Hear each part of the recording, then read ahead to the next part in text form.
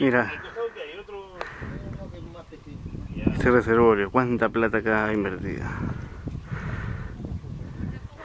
En pleno santuario.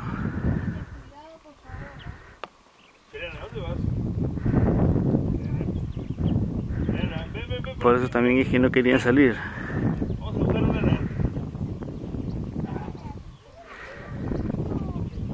Todo esto era como una especie de piscina, ese reservorio.